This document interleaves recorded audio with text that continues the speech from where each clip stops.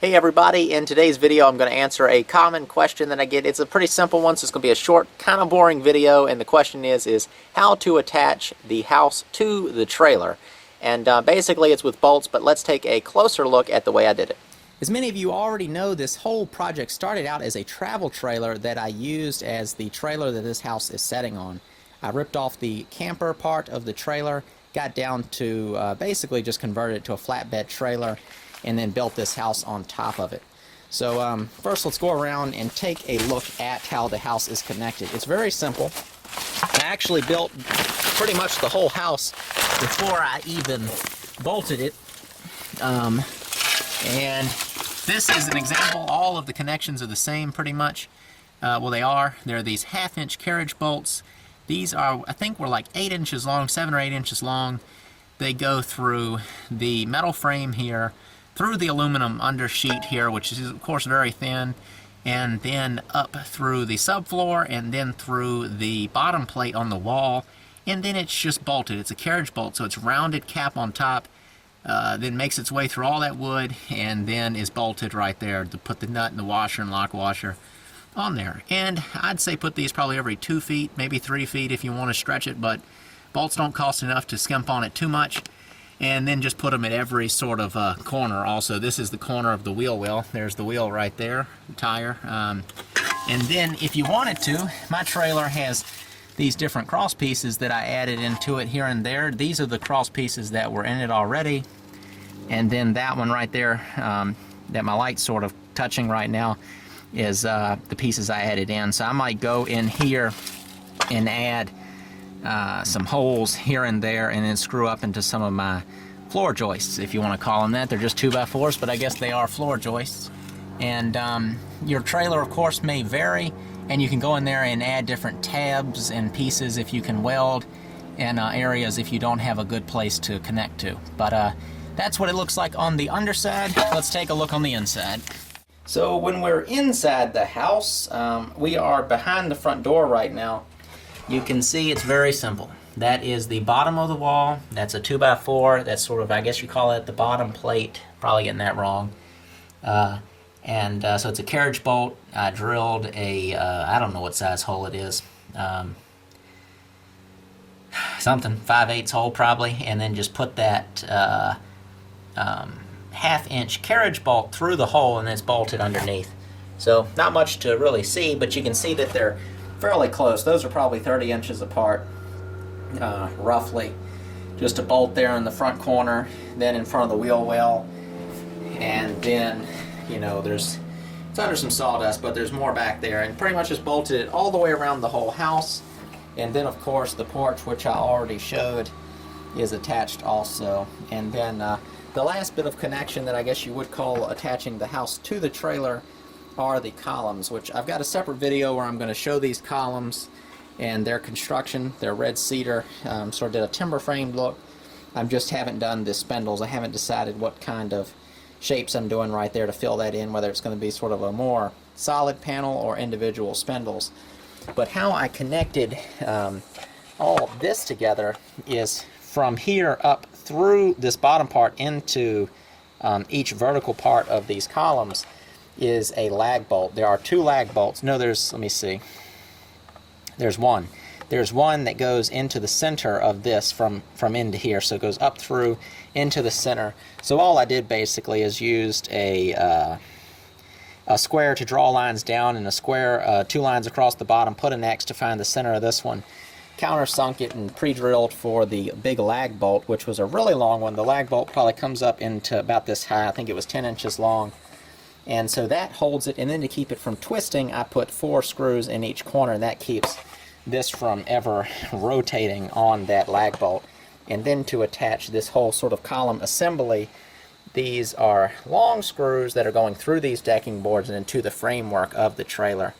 And that's plenty. I mean, these are very heavy decking screws, 4 inches long, going way down into it, and there's plenty of screws. And then these holes are going to be filled in later with plugs that I'll cut out of the same wood. And just to add it to the end of the video, it is of course coming in a later video when I show more of the construction of this porch. I did videos along the way, but I wanted to show you a little better what this porch looks like. It's just treated decking board floor. I banded in the outside with a treated 1x8 just to kind of conceal the trailer, and then where I had this last decking board overhanging, it's overhanging more than half its width, so that would end up breaking. I cut all of these little very simple brackets out of a some treated 2x material, and that adds plenty of support to that length, and then it also sort of replicates the curve in this part of the column. I've got some different curves designed into it. The curves of the windows, the rounded windows, and then curves here, then you've got curves here. So you can see the different shapes that I'm adding in. Any kind of sort of shape that I'm adding, I want it to be pretty simple and rely more on the colors and the textures of the house for the interest. And then earlier we talked about in another video, I think we talked about the trim around the windows. I think that might have been on the Homestead Craftsman channel, which eventually I'll post it to this one sort of in sequence, timeline wise, but I ended up trimming around the door also, same fashion, and I'm pretty happy with it. Let's see if we can pull the front door closed and get an idea of what it sort of is all looking like. And this is just, of course, an added on part of this video. We'll talk more in detail about all this stuff later. But came in very close to the top. We've got a little space in between the window trim and the door trim, and that'll be filled in. But I think in general, I'm really liking the way it looks. Here's how the handrail intersected with the trim, but liking the way it looks. Very simple, but I think it's pretty clean looking craftsmanship. I'm trying to keep it pretty tight.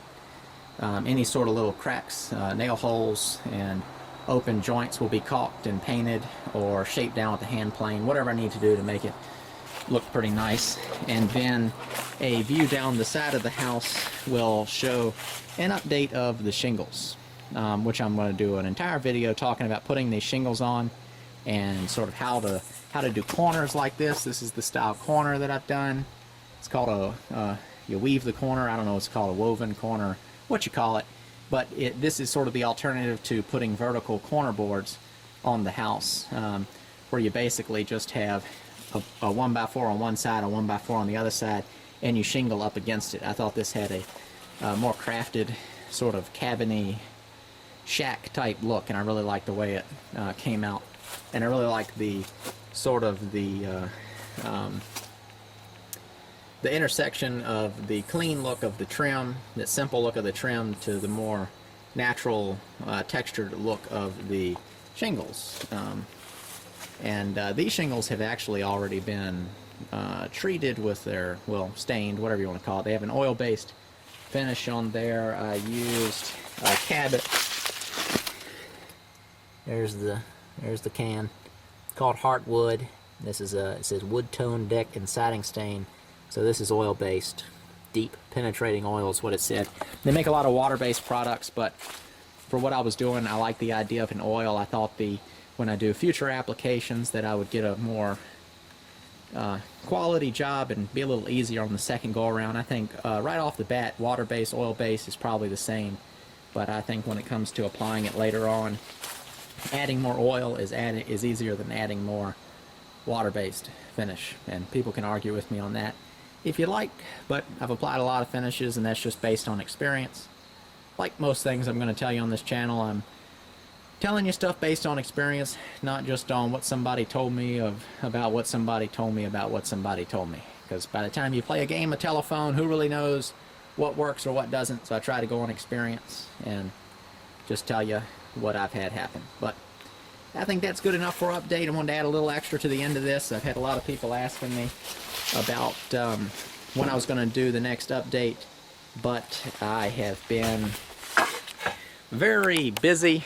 I'm not only working on this tiny house, but I'm also working on a bigger house, and if you want to, I've done one video on it so far on the Homestead Craftsman channel where I tore down the chimney.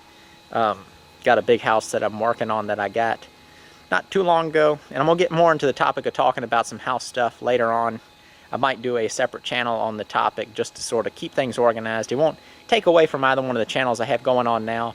It'll just make it possible for me to continue posting videos when I'm off doing those other projects instead of woodworking projects, furniture projects, and working on this house behind me. It'll just kind of keep me going and keep me in the habit on YouTube. But that's all for today. Hope you enjoyed the video. If you're not already a subscriber, you can go ahead and do so, and then when I post future videos down the line, you'll get an update, I think probably in your email or in your YouTube message box that will alert you that I've posted and you can watch it.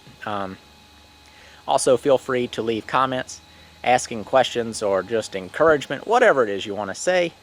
Other than that, you can visit me on Facebook, do all the stuff you do over there. I think that's about it. Thanks for watching. See you in the next video.